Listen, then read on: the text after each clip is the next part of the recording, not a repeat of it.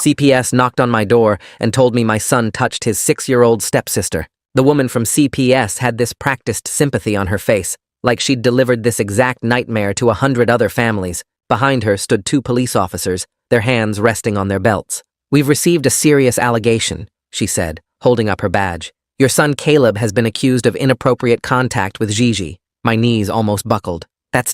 There's no way. When is this supposed to have happened? Last Tuesday evening. Gigi disclosed specific details to her teacher during a safety lesson today. She said it happened while you and your wife were at dinner. Tuesday, our anniversary dinner. Caleb had babysat Gigi for 3 hours. My mind was racing, trying to process what she was saying, but nothing made sense. Caleb was 17, heading to college next year, the kid who still watched cartoons with his stepsister on Saturday mornings. "We need to speak with Caleb immediately," the CPS worker continued. "And I'm afraid he'll need to come with us for a 48-hour emergency removal while we investigate." That's when my wife Laura came running down the stairs. She must have heard the commotion. "What's happening? Why are there police here?" The CPS worker repeated everything, and I watched my wife's face transform. She grabbed the doorframe like she might collapse, then her expression hardened into something I'd never seen before. "Where's Gigi? I need to see Gigi. She's safe at school with a counselor. We'll arrange for you to pick her up shortly." Laura pushed past me and screamed up the stairs, "Caleb! Get down here now!" Caleb appeared at the top of the stairs in his pajama pants and an old band t-shirt, his hair sticking up from sleep. He saw the officers and froze. "Dad? What's going on?" The next hour was a blur of horror. The officers searched Caleb's room while he sat on the couch, tears streaming down his face, saying over and over that he didn't understand. Laura wouldn't let him near her, wouldn't even look at him. She kept saying, Gigi wouldn't lie about this. She wouldn't make this up. The CPS worker interviewed Caleb right there in our living room. He was sobbing so hard he could barely speak. Yes, he'd watched Gigi Tuesday night. They'd played video games. He made her mac and cheese. She went to bed at 8:30. That was it. That was all. But Gigi had told her teacher details. She said he told her it was a special secret game that she couldn't tell anyone about. The officers cuffed my 17-year-old son in our living room while Laura held herself and rocked back and forth. Caleb looked at me with pure terror in his eyes. "Dad, I swear I didn't touch her. You have to believe me." I wanted to believe him. Every fiber of my being wanted to believe him. But Gigi was 6. Why would a 6-year-old make up something so specific? After they took Caleb away, Laura and I drove separately to pick up Gigi from school. When I saw her in the counselor's office, my heart shattered. She looked so small, wouldn't make eye contact with anyone, kept walking with a limp. The counselor said Gigi had been very brave. That disclosure was an important first step. Laura scooped Gigi into her arms and carried her to the car. I tried to follow, but Laura turned on me. "Don't. I can't even look at you right now. Your son did this." "Laura, we don't know. She has bruises. The nurse found bruises on her thighs." Laura's voice broke. "I need to take her to the hospital for an exam. Don't follow us."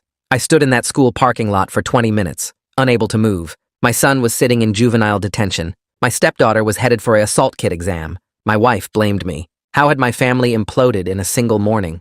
That evening, Laura came home around 9 with Gigi asleep in her arms. She'd been prescribed a mild sedative to help her sleep. Laura carried her upstairs without a word, then came back down with a suitcase. "We're going to my mother's." "Laura, please. We need to talk about this." "Talk about what?" "Your son touched my daughter. The exam showed trauma." She gave detailed disclosure. "What is there to talk about?" "He's saying he didn't do it." "Caleb has never lied to me about anything important." Laura laughed, but it was bitter and sharp. "They all say they didn't do it. Every single predator claims innocence." She pulled out her phone and showed me something she'd been researching. "See? Only 2% of children lie about abuse. So either Gigi is in that tiny minority, or your son is exactly what the evidence says he is." She left with Gigi that night. The house felt like a tomb. Something made me remember our nanny cam system. Laura had given investigators our security footage, but there was an old tablet still logged into the cloud backup. Then I found it. 2 weeks before the accusation. Laura sat with Gigi while Caleb was at basketball practice. "Remember what we practiced, sweetie?"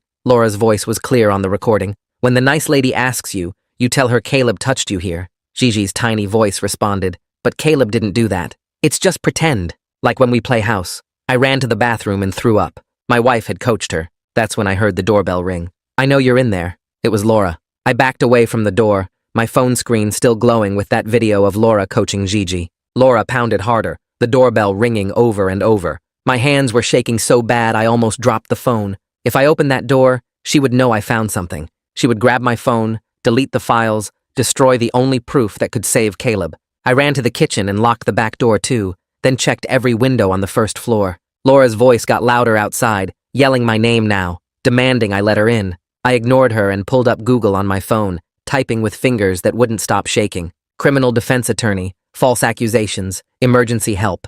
The first result was Lucas Ingram, a lawyer whose website said he specialized in wrongful accusations. It was almost 11 at night, but I called anyway. The phone rang once, twice, 3 times, and I thought it would go to voicemail. On the 4th ring, a man answered. His voice was tired but alert. I started talking fast, words tumbling out about Caleb, the accusations, the video I just found of Laura coaching Gigi. Lucas stopped me. He told me to slow down, take a breath, and send him the video right now. I pulled the phone away from my ear, found the video file in the Cloud app, and hit share. Lucas stayed on the line while I did it. He told me not to open the door for Laura, not to talk to her, not to let her in the house under any circumstances. He said he would call me back in 20 minutes after watching the footage.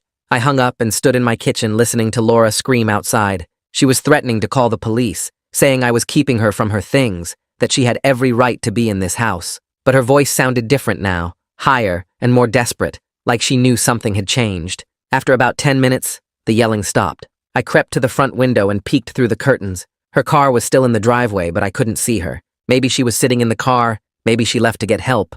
I didn't know. My phone rang exactly 19 minutes after I sent the video. Lucas said 3 words first. This changes everything. Then he told me the video was clear evidence of coaching, that it could prove Caleb's innocence, but I needed to act fast. Laura would think to delete the cloud footage once she realized I had access. I needed to download every single file from every camera, save it to a hard drive, email it to myself, back it up everywhere possible. Lucas stayed on the phone while I worked.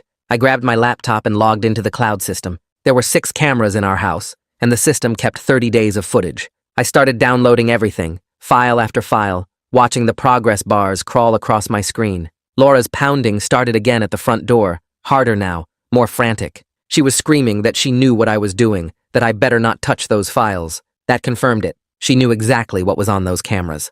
The downloads took forever, almost an hour. Lucas told me to stay on the phone with him the whole time, to keep downloading even if Laura broke a window or called the cops. Around midnight, her pounding finally stopped for good. I heard her car start and watched through the window as she backed out of the driveway fast, tires squealing. The downloads finished at 12:45. I had every file saved in 3 different places. Lucas called me back at 1 in the morning. His voice was different now, more focused, like he had shifted into lawyer mode. He explained that while the video was powerful evidence, we had to be careful how we used it. Laura's attorney would claim it was edited, taken out of context, that I manipulated the footage to frame her. We needed a strategy. Lucas said he was already drafting an emergency motion to present to the judge at Caleb's detention hearing tomorrow afternoon. The motion would include the coaching video and request an immediate halt to proceedings pending investigation. He told me to try to get some sleep, but I knew that wasn't happening. After hanging up with Lucas, I opened the Cloud app again and started watching footage from the past month.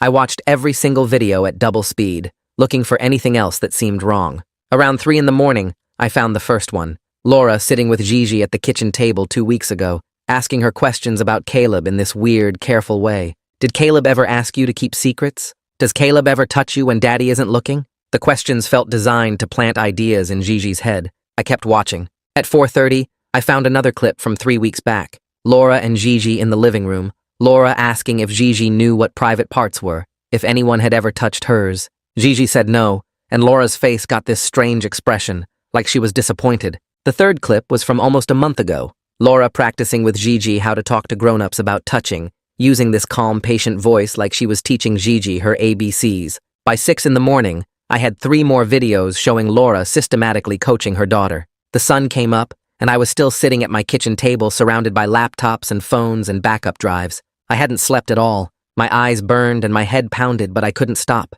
Every video was another piece of proof that my wife had destroyed my son's life on purpose. Lucas texted me at 7:30 to meet him at the courthouse at 9. He was bringing another attorney named Brittany Parks, who handled family law. I showed up early, standing in the courthouse parking lot with a folder full of printed screenshots and a thumb drive with all the videos. Lucas arrived right at 9 with a woman in a sharp gray suit. Brittany shook my hand and got straight to business. She said this case was now bigger than just the criminal accusations against Caleb. This was about custody of Gigi, about protecting her from her own mother's manipulation. We were walking a tightrope, trying to clear Caleb while also protecting a 6-year-old from more trauma. The hearing started at 2 that afternoon. I sat in the courtroom watching the prosecutor lay out the case against Caleb, talking about Gigi's disclosure, the medical evidence, the detailed statements. The prosecutor seemed confident, like this was routine. Then Lucas stood up and asked to approach the bench. He handed the judge a tablet with the coaching video queued up. I watched the judge's face as she watched that video.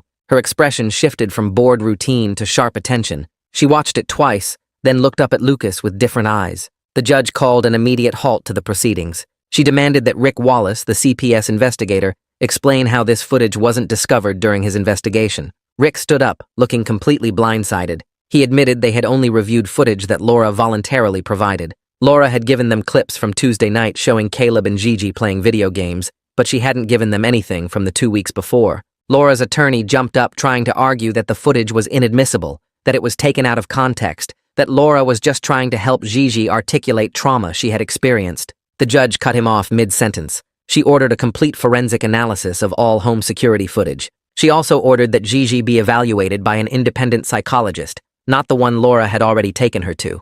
The judge said Caleb could be released to my custody that afternoon with an ankle monitor while the investigation continued. I nearly collapsed with relief. But when they brought Caleb out, I barely recognized him. He had only been in detention for 2 days, but he looked like he had aged years. His eyes were empty, and he wouldn't look at me. When I tried to hug him, he flinched away like I might hurt him. The counselor at the detention center pulled me aside and said Caleb had been showing signs of serious trauma, that he needed immediate therapy. I signed all the release papers and led Caleb to my car. He didn't say a single word. He just stared out the window with dead eyes, and I realized that even though I had proof of his innocence, something inside my son had broken in that place. The drive home took 20 minutes but felt like hours. Caleb sat in the passenger seat staring out the window without blinking, his hands clenched in his lap so tight his knuckles turned white. I tried talking to him twice, but he didn't respond, didn't even look at me, just kept staring at nothing like he wasn't really there anymore. When we pulled into the driveway, he got out before I turned off the engine and walked straight to the front door,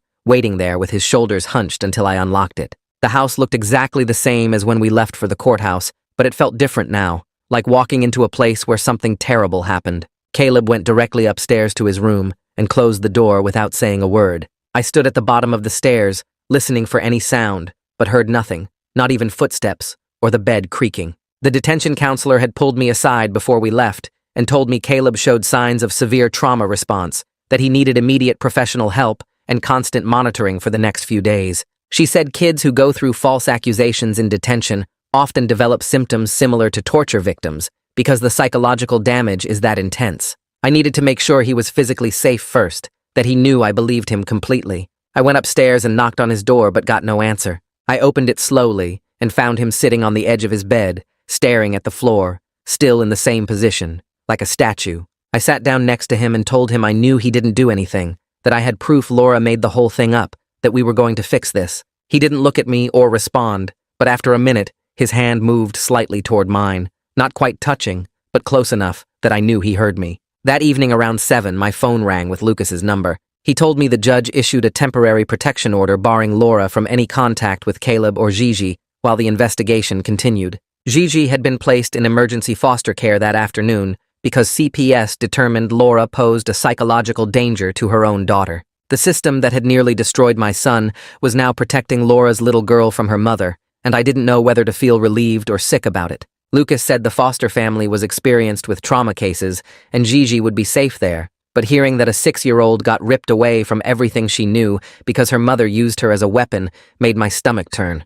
I asked if we could visit her, and Lucas said not yet, that Gigi needed time to decompress without any adults from her previous life around her. The guardian ad litem assigned to her case would evaluate the situation in a few days and decide what contact was appropriate. I thanked Lucas and hung up, then went back upstairs to check on Caleb. He was lying on his bed now, but still fully dressed, staring at the ceiling. I told him about Gigi being in foster care, and he closed his eyes but didn't say anything. The next morning, Rick Wallace showed up at my door at 9. His whole attitude was different from when he first came to take Caleb away. He looked uncomfortable, kept shifting his weight from foot to foot, and actually apologized before coming inside. We sat at the kitchen table and he pulled out a notebook, saying he needed to go through everything again from the beginning. He admitted CPS made serious mistakes by accepting Laura's story without doing independent verification of the evidence. The coaching video suggested something much darker than a concerned mother, possibly Munchausen by proxy, or factitious disorder imposed on another, which meant Laura might have been making Gigi sick or injured on purpose to get attention. He asked me to walk him through the entire timeline again, everything I remembered about Laura's behavior leading up to the accusation. I started talking, and once I got going, things I hadn't even thought about before came flooding back. I told Rick about the past 6 months and how Laura became obsessed with our life insurance policies. She kept asking me to increase the coverage amounts, saying we needed more protection for the family. She pulled out all our retirement account statements and studied them for hours, asking detailed questions about what would happen to the money if something happened to me or Caleb. She wanted to know exactly how inheritance worked, who would get what if Caleb died before turning 18, whether stepchildren had the same rights as biological children. At the time, I thought she was just being practical, maybe worried about our future, but now every conversation took on a sinister edge. I told Rick about how she kept bringing up worst-case scenarios, asking what would happen to my assets if Caleb got in serious legal trouble or had to go to prison. Rick's expression changed as I talked, his jaw getting tighter, and he started writing faster in his notebook. When I finished, he looked up and said, I had just given him motive. Laura wasn't just trying to get Caleb out of the house. She was positioning herself to benefit financially from destroying him. 2 days later, Lucas called and said he was bringing someone to the house, a forensic video analyst who specialized in authenticating digital evidence. The analyst showed up with a laptop and several external drives, spending 3 hours examining every file in our cloud backup system. She confirmed the nanny cam footage showing Laura coaching Gigi was completely authentic and unedited, with metadata proving it was recorded exactly 2 weeks before Gigi made her disclosure at the school. But she found something else that made the case even stronger. Laura had accessed the cloud system the morning of the accusation, right after Gigi went to the school, and deleted multiple video files from the weeks before. The analyst recovered some of the deleted footage and found 2 more instances of Laura coaching Gigi, asking her leading questions about Caleb and correcting her when she said nothing bad happened. Laura had been building this false accusation for weeks,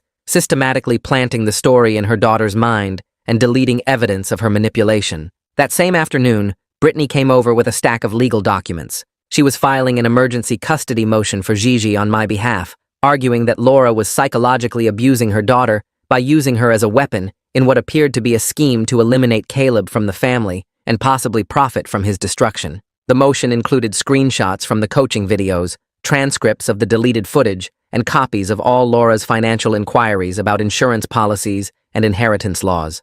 Brittany explained this was a long shot because I was only Gigi's stepfather, not her biological parent, but the evidence of Laura's manipulation was so strong that a judge might grant temporary custody while the criminal case moved forward. She said Laura's family would fight it hard, probably trying to get Gigi placed with her grandmother instead, but we had to try because leaving Gigi in the foster system long-term wasn't good for her either. I finally got Caleb an appointment with a trauma therapist who specialized in false accusation cases. The therapist's office was in a quiet building downtown, and the waiting room had comfortable chairs and calm music playing. Caleb barely looked up during the entire intake process, just nodded or shook his head when asked direct questions. I waited outside during the session, pacing the hallway for 50 minutes until the door opened. The therapist asked to speak with me privately and explained that Caleb's symptoms were consistent with someone who experienced severe psychological torture. Being falsely accused of something so horrible and then locked up with actual criminals while everyone assumed you were guilty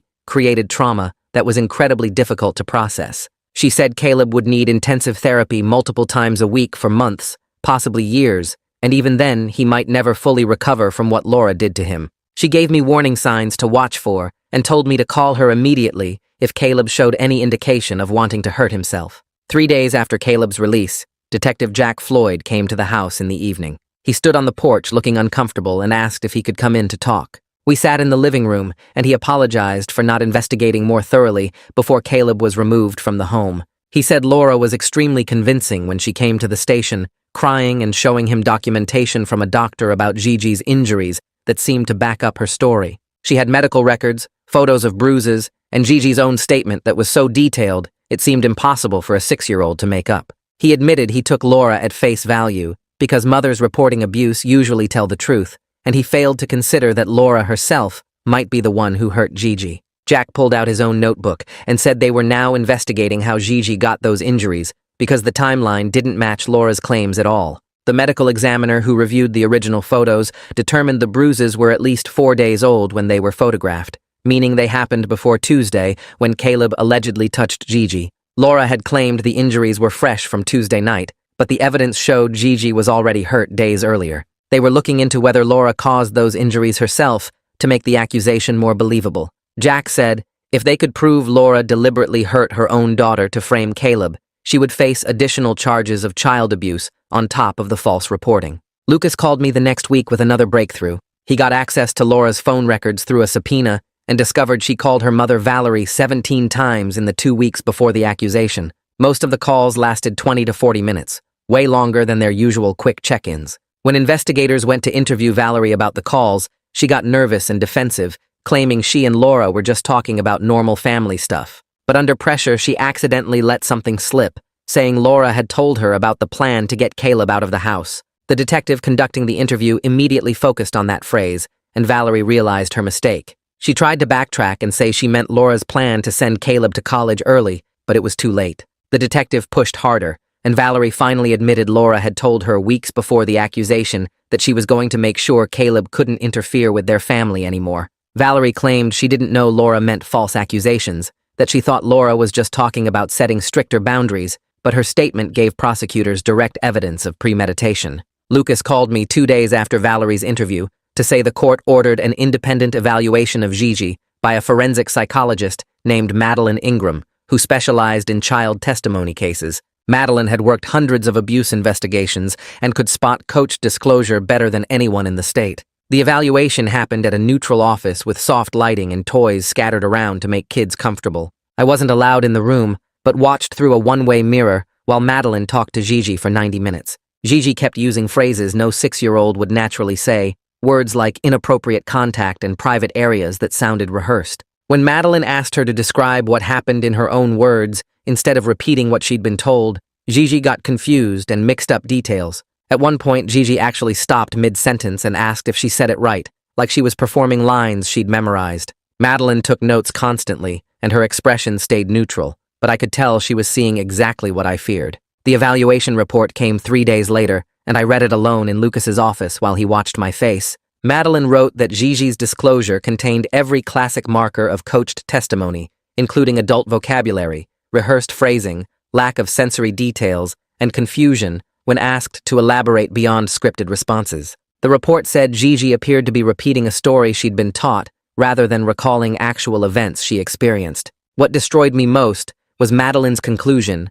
that Gigi was a victim too, manipulated by her own mother into becoming a weapon against an innocent teenager. The report recommended intensive therapy for Gigi to help her understand she wasn't in trouble and to undo the psychological damage Laura caused by forcing her to lie. I sat there holding those pages and felt sick knowing Laura had hurt both kids, turning Gigi into an accomplice in destroying Caleb's life. Lucas let me sit quietly for a while before explaining the report would be crucial evidence, but we needed to move carefully because Laura's attorney would attack Madeline's credentials and methodology. 2 days after the report came through, Laura's attorney contacted Lucas trying to negotiate some kind of deal. The attorney suggested maybe Laura was confused or misunderstood what she saw, that perhaps this was all a terrible mistake born from maternal protectiveness gone wrong. Lucas shut that down immediately and told the attorney the coaching video showed clear premeditation and deliberate manipulation of a child. We were pursuing full criminal charges against Laura for false reporting,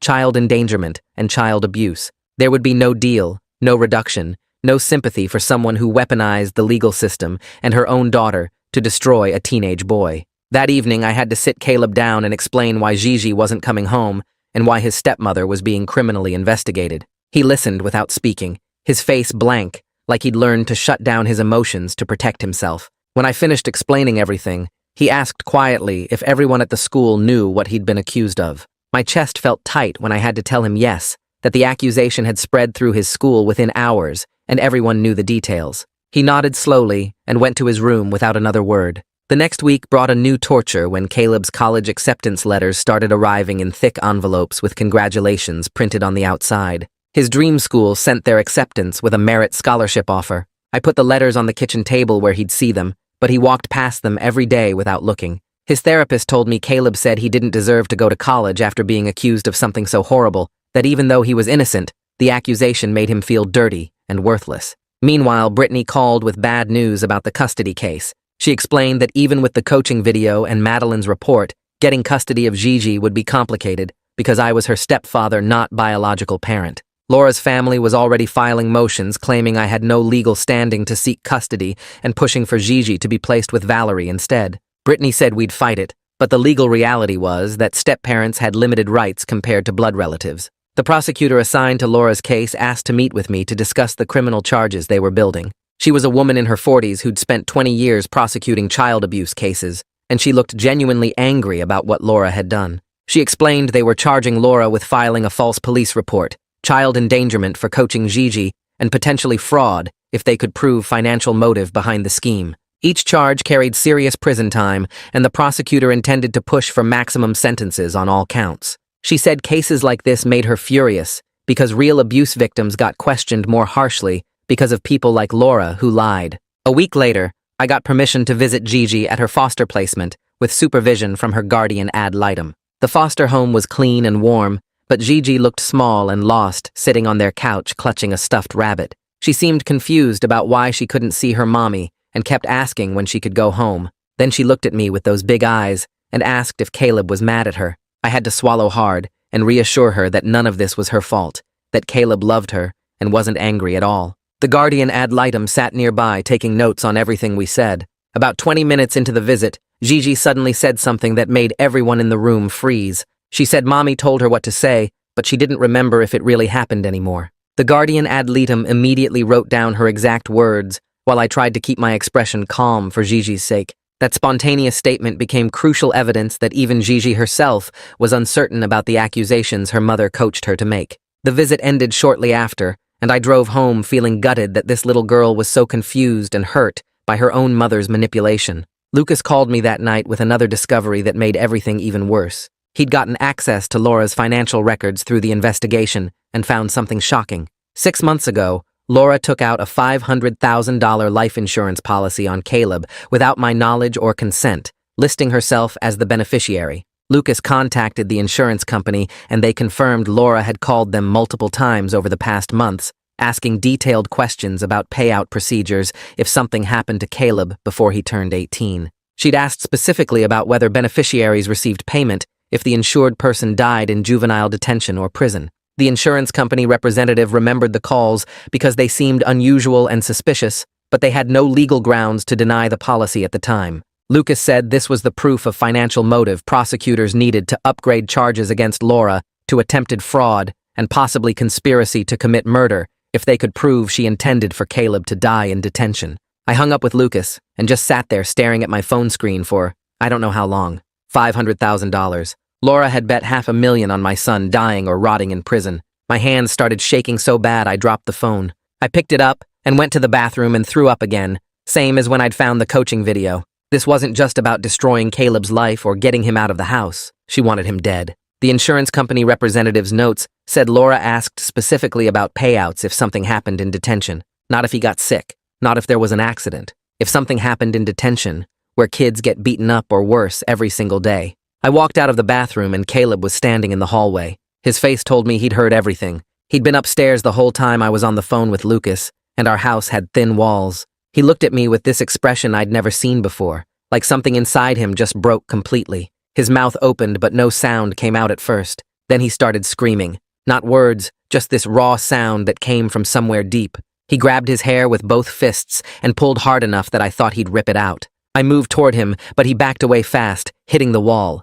He was saying Laura tried to kill him. She literally tried to murder him through the system. She wanted him to die in that place. His voice got higher and more frantic with each word. I tried to calm him down, but he wasn't hearing me anymore. He slid down the wall to the floor and curled up, rocking back and forth. I called his therapist immediately. She answered, and I explained what happened, how Caleb overheard about the insurance policy and was having a complete breakdown. She said she'd come right over, told me to stay with him, but give him space. Don't try to touch him. 20 minutes later, she arrived and found us both sitting on the hallway floor. Caleb was still rocking, making this low sound in his throat. She sat down across from him and started talking in this really calm voice. It took almost an hour before he could even look at her. She asked him questions, and he answered in whispers. Was he thinking about hurting himself? Yes. Did he have a plan? No, but he wanted to stop existing. Did he feel safe at home? He didn't know. The therapist looked at me and said, We needed to go to the hospital. Caleb needed to be somewhere safe where people could watch him all the time. She said the words, psychiatric facility, and I watched Caleb's face crumble. He thought he was locked up again. She explained it wasn't like detention.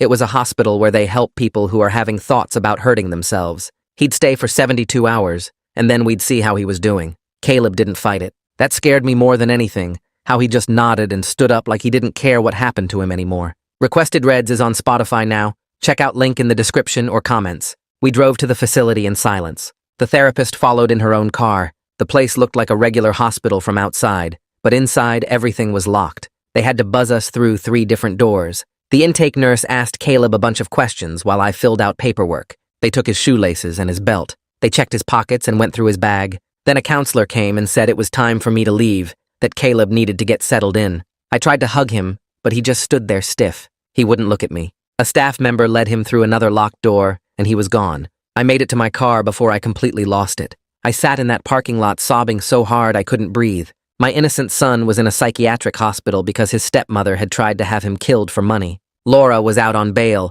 probably at her mother's house, while Caleb was locked behind 3 different doors being watched to make sure he didn't hurt himself. The next morning, Brittany called. Laura's attorney had filed a motion claiming I was an unfit parent. The motion said I'd allowed my son to become so unstable he needed psychiatric hospitalization, which proved I couldn't provide adequate care. They were using Caleb's trauma response against us. Brittany said it was one of the most cynical legal moves she'd ever seen in 20 years of family law. They were literally arguing that the damage Laura caused by falsely accusing him meant I shouldn't have custody of Gigi. I asked if it would work. She said probably not given all the evidence against Laura, but it would make the custody case messier and more expensive. That same week, Madeline finished her evaluation of Gigi. She submitted a formal report to the court that I got to read through Brittany. The report said Gigi showed clear signs of emotional abuse from being used as a tool in her mother's scheme. Madeline wrote that Gigi displayed confusion about reality versus what she'd been told to say, anxiety about disappointing her mother, and fear of getting in trouble for telling the truth. She recommended Gigi have 0 contact with Laura until Laura completed extensive psychological treatment and possibly never unsupervised contact again. The report was brutal in its assessment of what Laura had done to her own daughter.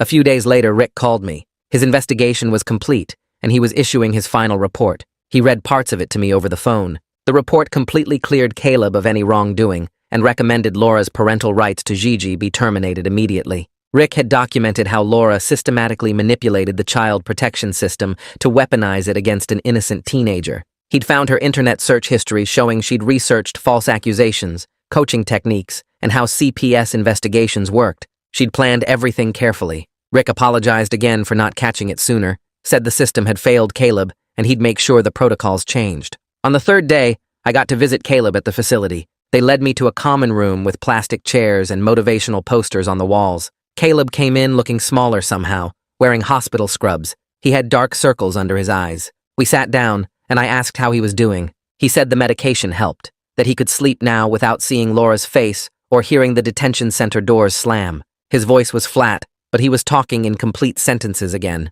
The therapist had worked with him on a safety plan for when he got out. He had to promise to tell someone if he started having thoughts about hurting himself. He had to agree to intensive outpatient therapy 3 times a week. Then he said something that surprised me. He told me he wanted to testify against Laura if it meant protecting Gigi from being used like that again. He said Gigi shouldn't have to grow up thinking what happened was her fault. His eyes had this determined look I hadn't seen since before the accusation. Lucas called that evening with news about the criminal trial. The date was set for 3 months out. He warned me it would be brutal because Laura's defense attorney would try to paint her as a concerned mother who made a mistake. We needed to be ready for her to claim mental illness, or that she actually believed something had happened to Gigi. Lucas said the coaching video was powerful evidence, but juries could be unpredictable, especially with mothers accused of harming their children. We had to prepare for every possible defense strategy. I met with Brittany the next week to discuss adopting Gigi. She explained it would be complicated because I was only her stepfather, not biological parent.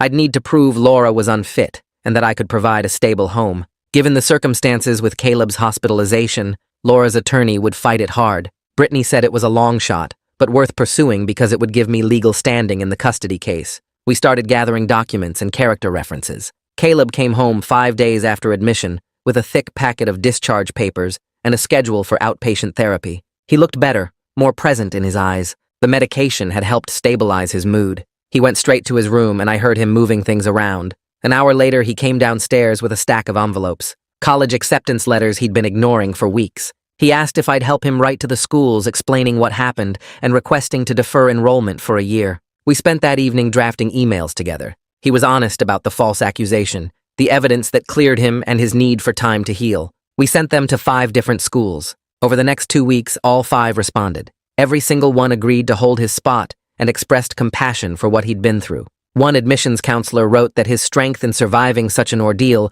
proved he had the character they wanted in their students. 3 days after the last college acceptance came through, I heard someone pounding on my front door at 7 in the morning. I looked through the peephole and saw Valerie standing there with her face twisted in rage. I pulled out my phone and started recording before I opened the door, keeping the chain lock on. She immediately started screaming that I was a monster who destroyed her daughter's life, that I turned Laura into something evil just to protect my perverted son. Her face was red and spit was flying as she demanded I bring Gigi out right now because she had more right to that child than I did. I kept my phone aimed at her and stayed calm, telling her Gigi wasn't here and she needed to leave my property. That's when she started making threats, saying she knew people who could make sure I never got custody, that she'd make my life hell in court, that Caleb better watch his back because karma was coming for him. She went on for almost 10 minutes while I recorded every word. When she finally left, I immediately sent the video to Lucas and Brittany. Lucas called back within an hour saying this was exactly what we needed for a restraining order,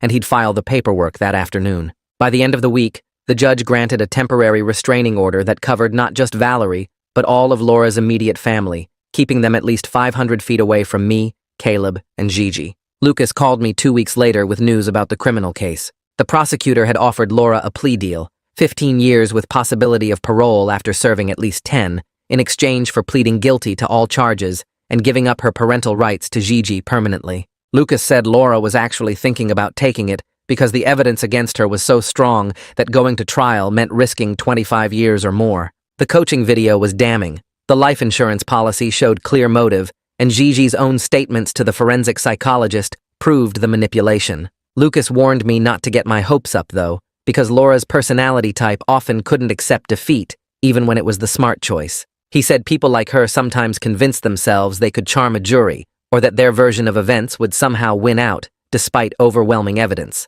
I asked what would happen to Gigi if Laura took the deal, and Lucas said it would make my adoption case much easier since there'd be no contested custody battle. We'd still need to go through the process, but Laura's signed termination of rights would remove the biggest obstacle. 2 days later, Lucas called again. Laura had rejected the plea deal. Her attorney apparently convinced her that they could argue she genuinely believed something happened to Gigi, and the coaching video just showed her trying to help Gigi articulate real trauma she'd experienced. They planned to bring in expert witnesses who would testify about how mothers sometimes use leading questions when they suspect abuse, and that Laura's actions came from a place of protective instinct rather than malicious intent. Lucas said it was a weak defense, but juries could be unpredictable, especially when a mother was on trial. He warned me the trial would be brutal because they'd try to paint Caleb as suspicious and me as a father in denial. We needed to be ready for them to twist everything, to make Laura look like a concerned parent who made mistakes rather than someone who deliberately tried to destroy a teenage boy's life for money.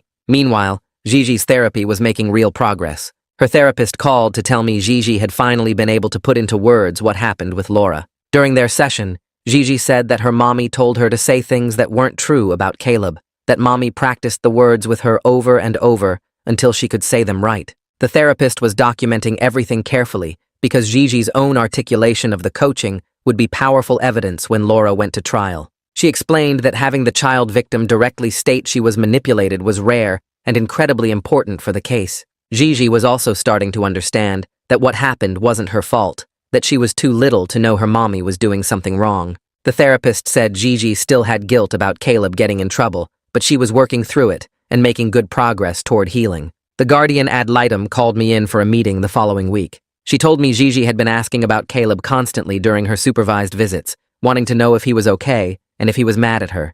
Gigi apparently cried during one visit saying she missed her big brother and wanted to say sorry for the bad things she said. The guardian thought a supervised visit between them might actually help both kids heal, as long as we did it carefully with a therapist present. We set it up for the next Saturday at the family court building in a room designed for supervised contact. I was nervous about how Caleb would react because he'd been so fragile since everything happened, but his therapist thought it might actually give him closure to see that Gigi was okay and didn't blame him. The day of the visit, I drove Caleb to the courthouse, and we sat in the waiting room until they called us back. Gigi was already in the room with her foster mother and the supervising therapist when we walked in. The second Gigi saw Caleb, she burst into tears and ran across the room to him. Caleb dropped to his knees and she threw her arms around his neck, sobbing that she was sorry. So sorry for saying those things that weren't true. Caleb was crying too, holding her and telling her over and over that he knew it wasn't her fault, that he wasn't mad at her, that he loved her, and always would. They sat on the floor together for almost 20 minutes while Gigi cried,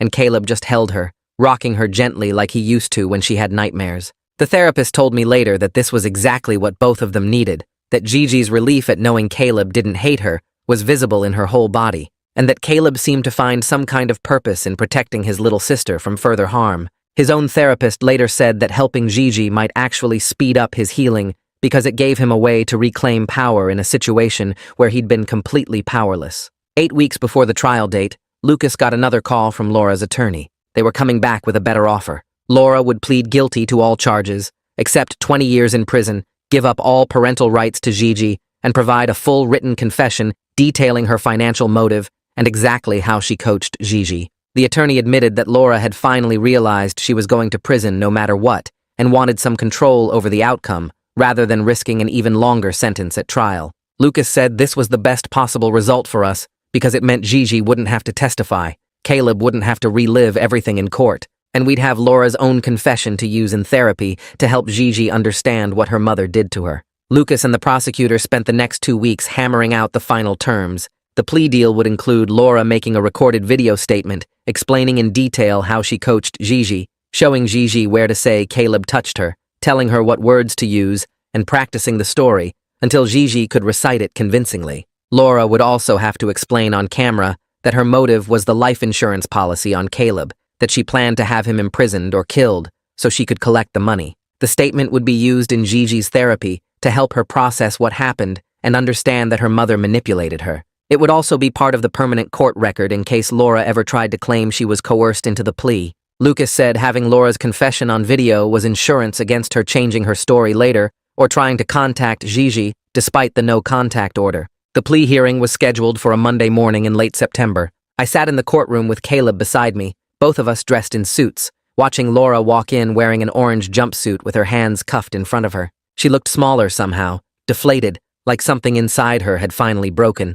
The judge asked her a series of questions to make sure she understood what she was pleading guilty to and the consequences. Laura answered each question in this flat, mechanical voice, never looking toward where Caleb and I sat. When the judge asked her to allocate, to explain in her own words what she did, Laura recited her crimes like she was reading items off a shopping list. She admitted coaching Gigi to make false accusations against Caleb. She admitted her motive was financial gain from the life insurance policy. She admitted manipulating the medical evidence and lying to investigators. She admitted using her own daughter as a weapon to destroy an innocent teenager's life. Through all of it, her voice never changed tone, never showed emotion, like she was talking about someone else's actions instead of her own. The judge accepted the plea without hesitation and moved directly to sentencing. She said she'd reviewed all the evidence, read the victim impact statements from both Caleb and Gigi's therapists, and considered the serious nature of Laura's crimes. She called what Laura did a calculated attack on a child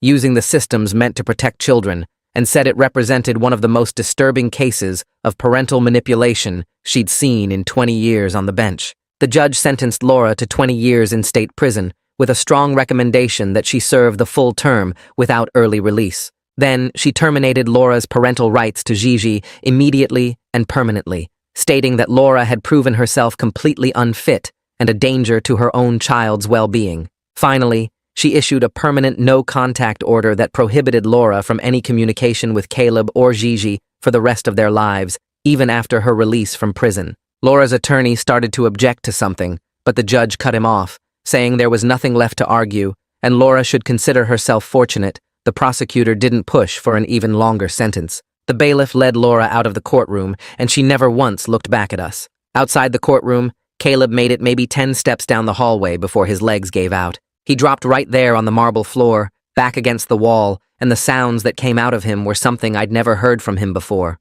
Not crying exactly, more like his whole body was trying to expel months of poison all at once. His hands shook so bad he couldn't control them, and he kept trying to talk, but the words came out broken and wrong. I got down on the floor next to him and pulled him against my chest while he sobbed that he thought his life was over, that everyone at the school would always think he was a predator, that he'd never be normal again. People walked past us in the courthouse hallway and some stared, but I didn't care. Caleb needed to get this out, needed to release whatever Laura had infected him with during those months of terror. He cried until his throat was raw and his face was red and swollen, and I just held him and told him it was over now. She couldn't hurt him anymore. Eventually, his breathing slowed down and the shaking stopped, and he wiped his face with his sleeve like he was embarrassed. We sat there on that cold courthouse floor for probably 20 minutes before either of us could stand up. 2 weeks later, I was back in a different courtroom for the custody hearing. Laura's mother, Valerie, showed up with her own attorney, arguing that I had no biological connection to Gigi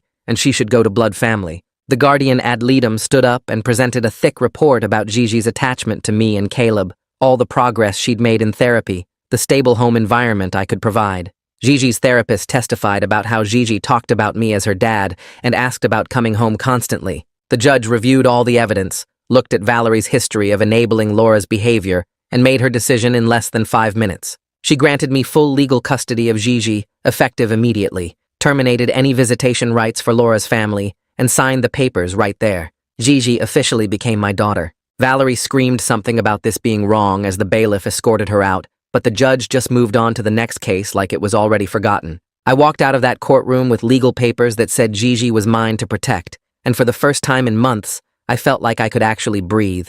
Bringing Gigi home 3 days later was harder than I expected. She bounced around the house excited to see her room again, but then she'd go quiet and ask when Mommy was coming back. Her therapist had prepared me for this, told me Gigi would grieve the mother she thought she had, even while adjusting to safety. We established routines like the therapist suggested, same breakfast time every day, same bedtime ritual, predictable structure to help her feel secure. Caleb surprised everyone by being incredibly patient and gentle with her. He'd sit on the floor playing dolls with her for hours, letting her direct everything, never showing frustration when she asked the same questions over and over. One night I found him reading to her at bedtime, doing all the character voices, and Gigi was giggling in a way I hadn't heard since before everything happened. He caught me watching and just shrugged, but I could see something had shifted in him. Taking care of Gigi was helping him heal too. A week after Gigi came home, Caleb told me he'd decided to take a gap year before college. He said he needed time to get his head right, to help Gigi adjust, to figure out who he was after everything Laura did to him. I wanted to argue that he shouldn't let this derail his future, but his therapist said it was actually a healthy decision, that he was recognizing his limits and prioritizing healing. Caleb got a part-time job at a bookstore downtown, stocking shelves and helping customers find books. He came home after his first shift, looking more relaxed than I'd seen him in months, said it felt good to do something normal where nobody knew his story. He kept going to intensive therapy twice a week, working through the trauma bit by bit. Some days were harder than others, days where he barely got out of bed, but slowly, I could see him rebuilding the sense of self that Laura tried to destroy. He started talking about the future again, making plans, believing he had a life ahead of him. 6 months after Laura's sentencing, Caleb's therapist called me in for a joint session to discuss his progress. She said Caleb had made remarkable strides in processing the trauma and was ready to reduce therapy to weekly sessions instead of twice a week. During the session, Caleb admitted he still had nightmares about detention sometimes, still woke up in a panic thinking he was back in that cell, but the nightmares were less frequent now, maybe once a week instead of every night, and he could usually calm himself down without spiraling. He said he was starting to believe he actually had a future again, that he could go to college next year and maybe have a normal life. The therapist warned us that trauma recovery isn't linear, that there would still be hard days, but Caleb had developed good coping skills and a strong support system. Watching him talk about his progress with something like hope in his voice made me realize how close we'd come to losing him completely. Around the same time, Gigi's therapist sent me a progress report that brought tears to my eyes. She wrote that Gigi was thriving in her new environment, showing resilience that was remarkable for a child who'd been through so much manipulation. Gigi rarely asked about Laura anymore, and when she did, it was factual questions rather than emotional ones, like she was asking about a character in a story rather than her mother. The report detailed how Gigi had formed a strong, healthy bond with Caleb, how she saw him as a protective older brother now, instead of the monster her mother tried to make her fear. The therapist included drawings Gigi had made of our family, pictures of the three of us together with big smiles and in every single drawing she'd written, "My family," across the top in crayon. The therapist recommended we could start spacing out Gigi's sessions too, moving from weekly to every other week. She said Gigi had processed the trauma as much as a 6-year-old could, and now just needed stability and love to continue healing. I started my own therapy around then, because I finally admitted I needed help processing everything. I'd been so focused on getting Caleb and Gigi through this that I hadn't dealt with my own trauma from watching my wife try to destroy my son. My therapist was this older woman who'd seen everything and didn't judge me for missing the signs. She helped me understand that I'd missed red flags because I trusted Laura completely, that I'd loved her and believed in our marriage, and that trust wasn't a weakness, even though she exploited it. We worked through my guilt about not protecting Caleb sooner, about bringing Laura into our lives in the first place. The therapist said I couldn't have known, that manipulators are skilled at hiding their true nature, that I'd done everything right once I discovered the truth. It helped to hear that, even if I didn't fully believe it yet. The sessions gave me space to be angry and hurt and confused, without having to stay strong for my kids. About 8 months after the sentencing, Caleb told me he'd gotten involved with an organization that supports people who've been falsely accused of crimes. They'd reached out to him after seeing news coverage of Laura's case, asking if he'd be willing to share his story to help others navigate the psychological aftermath. At first, I worried it was too soon, that he wasn't ready to relive everything publicly. But Caleb said talking about it with people who understood actually helped him feel less alone. He started doing video calls with other teenagers who'd been falsely accused, sharing strategies for coping with the trauma and rebuilding trust in the system. He told me that turning his nightmare into something that could help people made it feel less meaningless, like maybe there was a reason he had to go through it. I watched him on one of these calls once, saw how patient and compassionate he was with a kid who was where he'd been months ago, and I felt proud of the person he was becoming, despite everything Laura did to him. I got a letter from the life insurance company about 9 months after Laura's arrest. They were refunding every premium Laura had paid on that policy she'd taken out on Caleb, with interest. The letter explained they'd flagged Laura in their system, so she could never take out policies on anyone again, not just with their company, but industry-wide. They were also implementing new safeguards to prevent similar schemes after our case exposed serious holes in their verification process. Now they required in-person interviews with all parties before issuing policies on minors, mandatory checks for any previous fraud investigations, and automatic flags if someone tried to take out multiple large policies in a short time. The claims director called me personally to apologize for not catching Laura's suspicious behavior earlier. He said our case had changed how they operated and might prevent other families from going through what we did. I deposited the refund check into Caleb's college fund, figuring that was the best way to use money that came from Laura's evil plan. Gigi started kindergarten that fall in our neighborhood school,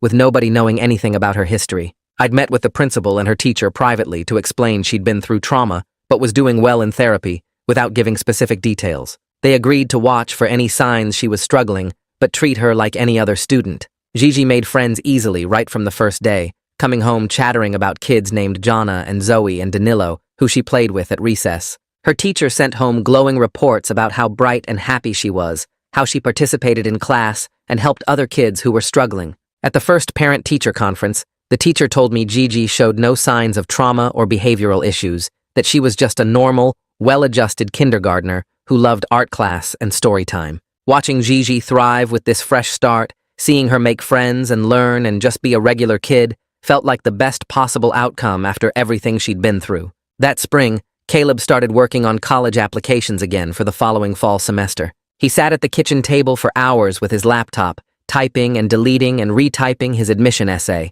I asked him what he was writing about, and he said he was telling his story, the whole nightmare of being falsely accused and how he survived it. His college counselor called me a week later and said she'd never read anything so powerful in 20 years of reviewing essays, that Caleb's writing showed incredible strength and self-awareness for someone his age. The acceptances started arriving in March, thick envelopes from schools even better than the ones that had accepted him before, including 2 Ivy League programs that specifically mentioned his essay in their acceptance letters. Caleb opened each one carefully, reading the letters out loud to me and Gigi, and I watched him start to believe he actually had a future again. I put the house on the market in April, because none of us could stand living in the place where Laura had destroyed our lives. The realtor said it would sell fast, given the neighborhood, and we got 3 offers within a week. I accepted one from a young couple who had no idea what had happened there, and we closed 30 days later. The new place was 20 minutes away in a different school district, a smaller house but with a big backyard and no traumatic memories soaked into the walls. Gigi got to pick out everything for her new room, and she chose purple paint, purple curtains, and a purple bedspread covered in stars. Caleb spent an entire Saturday helping her paint, both of them getting more paint on themselves than the walls, laughing in a way I hadn't heard since before the accusation. I stood in the doorway watching them work together and felt something release in my chest, like maybe we really were going to be okay. The date that would have been my anniversary with Laura came around in June, and I decided to reclaim it. I took Caleb and Gigi to their favorite restaurant, a place with huge burgers and a dessert menu that made Gigi's eyes go wide. We ordered too much food, and Gigi got a chocolate sundae the size of her head. Caleb raised his water glass and made a toast, saying this family was way better than the old one anyway. Gigi clinked her glass against his and agreed so enthusiastically that water sloshed onto the table. I looked at both of them, at how far we'd come from that horrible morning when CPS knocked on my door and realized Caleb was right. We'd been through hell, but we'd chosen each other, and that made us stronger than anything Laura tried to break. August came too fast, and suddenly it was time for Caleb to leave for college orientation. He packed his car with boxes and bags, looking nervous but excited in a way I hadn't seen in almost 2 years. Gigi made him a good luck card covered in so much glitter that it left sparkles all over the kitchen counter. She made him promise to video call every Sunday, and he swore he would, crossing his heart and letting her inspect his phone to make sure he had the right app installed. I walked him to his car and hugged him hard, trying not to cry as I told him how proud I was of the person he'd become. He pulled away looking embarrassed but happy, and I watched him drive down our street until his car disappeared around the corner. The kid who'd been broken in juvenile detention was heading off to build his own life, and I felt proud of how far he'd come from those dark days. 2 years after everything started, Gigi's therapist called me in for a final session. She said Gigi had processed the trauma completely and developed healthy coping skills, that she didn't need treatment anymore. Gigi wanted to celebrate being done with therapy, so I let her have a party with her school friends who knew nothing about what she'd survived. 8 little girls ran around our backyard eating cake and playing games, and Gigi glowed with happiness the whole afternoon. Her best friend's mom asked me what we were celebrating, and I just said it was a special day for Gigi, not explaining that we were marking the end of a nightmare her daughter would never have to understand. A letter arrived from the state in September with an official seal on the envelope. Inside was an apology for how CPS had handled our case, acknowledging they'd made serious mistakes by accepting Laura's narrative without proper investigation. The letter explained they'd implemented new protocols because of what happened to us, including mandatory review of all available evidence before removing children from homes and requirements for independent verification of accusations.